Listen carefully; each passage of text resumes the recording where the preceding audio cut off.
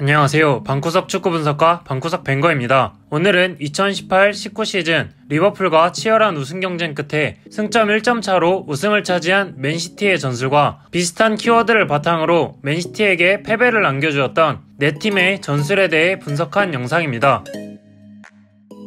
맨시티는 공격적인 4-3-3, 4-1-4-1의 포메이션을 바탕으로 경기를 진행했습니다. 수비형 미드필더 1명과 2명의 공격적인 중앙 미드필더가 중원을 이뤘는데요. 이 두 자리에는 측면 공격에도 영향력을 행사할 수 있는 두 실바와 데브라이너가 전술의 핵심 역할을 맡았습니다.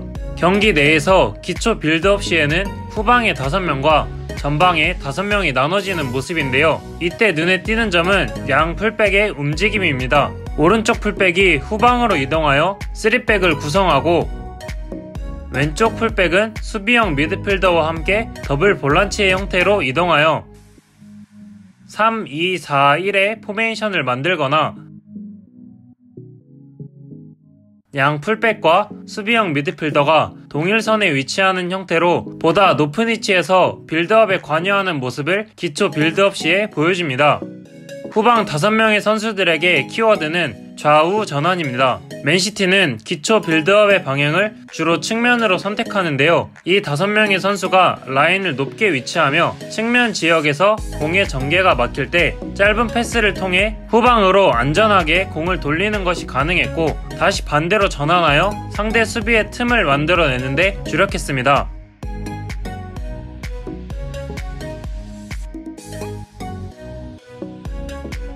또한 양 풀백의 오버래핑의 비중이 높지 않아 안정적인 경기 운영도 가능했고, 한쪽 풀백이 오버래핑에도 후방에 4명이 위치하고 있기에 공격적인 경기 운영도 가능했습니다. 그렇게 공이 전방으로 전개되면 전방에 5명의 선수들이 공격을 전개하는데요. 이때의 키워드는 하프 스페이스입니다.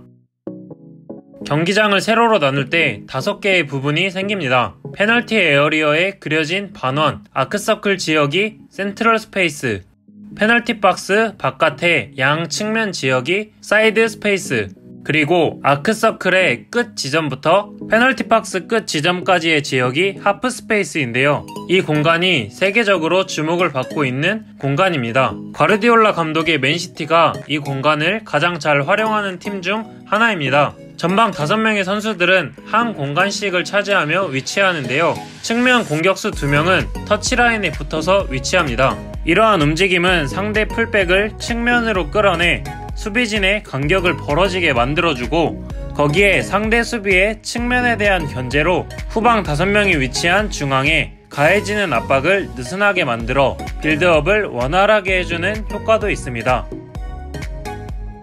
그리고 측면으로 이동이 가능하고 중앙으로도 침투가 가능한 전략적 요충지인 하프 스페이스에 2명의 공격적인 중앙 미드필더가 위치하는데요. 특히 기초 빌드업이 측면으로 전개될 때 측면의 뒷공간으로 침투하여 수비 간격을 넓히고 중앙에 공간을 만들어내는 것이 맨시티 공격의 핵심이라고 할 수 있습니다. 측면으로 전환하는 빌드업으로 터치라인에 붙어서 위치하는 측면 공격수에게 패스가 전개되면 상대 풀백이 딸려 나오게 됩니다. 그러면서 공간이 넓어지게 되고, 그 배후 공간으로 중앙 미드필더가 침투하면서 넓은 공간을 이용함과 동시에 상대 수비진의 간격이 벌어지게 됩니다. 이때 또 다른 중앙 미드필더는 공간이 넓어진 페널티 박스 안으로 침투하며 득점 기회를 만드는 과정이 맨시티 공격 전개의 핵심입니다.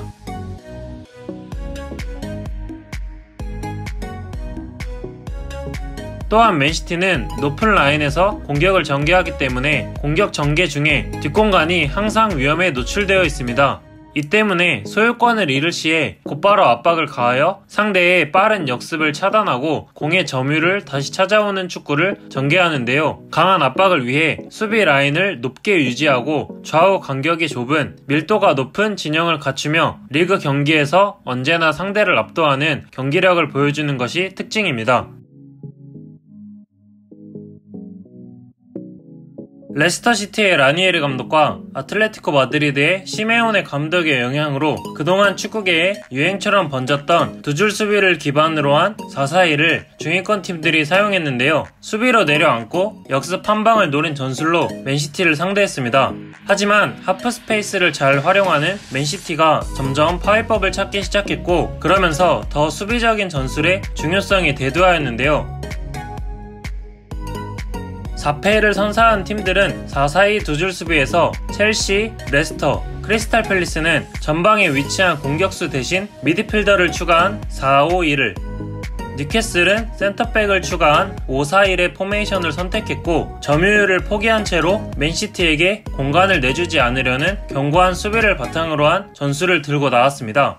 특히 점유율을 중시하는 공격적인 축구를 선호하는 첼시의 사리 감독조차도 점유율을 포기한 경기를 준비했습니다. 수비적인 포메이션을 토대로 네 팀 모두 두 가지를 중심으로 경기를 진행했습니다.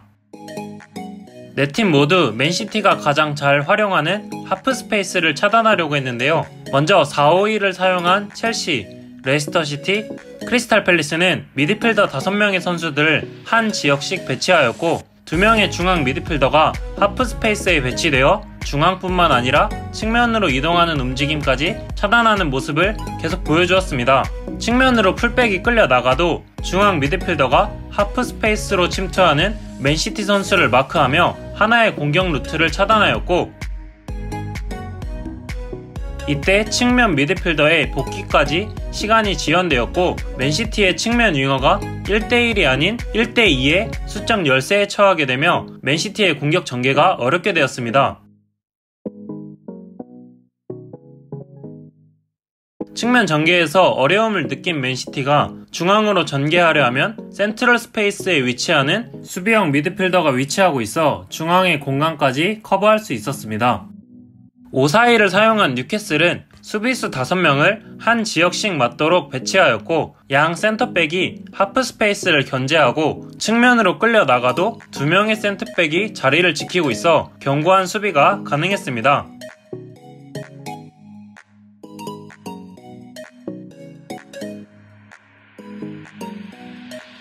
맨시티의 중앙 전개 역시 3명의 중앙 수비수 중 1명이 전진하여 중앙으로의 전개도 어려움을 겪도록 만들었습니다. 이렇게 촘촘한 간격을 유지하며 맨시티의 파상 공세를 견딘 네 팀은 맨시티의 약점, 뒷공간을 노렸는데요. 전방 압박과 공격을 위해 높게 올린 라인으로 위험에 노출되어 있는 맨시티의 뒷공간을 노렸습니다. 특히 맨시티의 측면으로 역습을 전개하여 좌우 간격이 좁은 맨시티의 반대 공간을 노린 전술을 들고 나왔고, 이런 역습이 득점의 출발점이 되었습니다. 첼시는 빠르고 개인 능력이 뛰어난 아자르를 제로톱에 배치했고, 발빠른 윌리엄과 페드로를 양 측면에 배치하여 역습을 노렸고,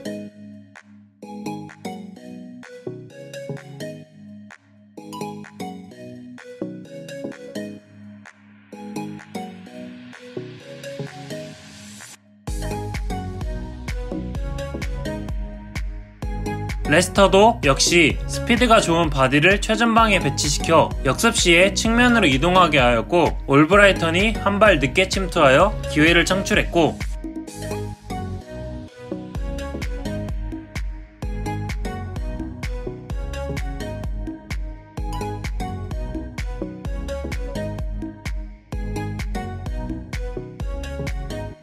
크리스탈 팰리스는 에이스 자하가 측면으로 침투하고 타운젠드가 2차로 침투하여 좋은 기회를 만들었습니다.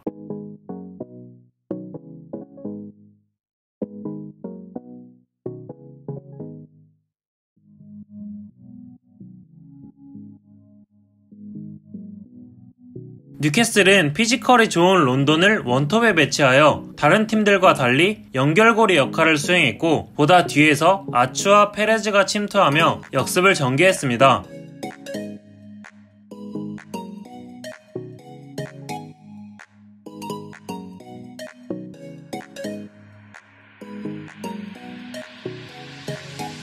또한 맨시티는 4경기에서 모두 세트피스와 관련되어 실점을 기록했는데요. 원더골의 장면이 두 장면이지만 세컨볼의 문제가 눈에 띄었습니다. 제공권이 약한 맨시티로서 박스 안에 많은 수를 배치하여 세컨볼에 대한 대비가 늦어 실점을 기록했습니다.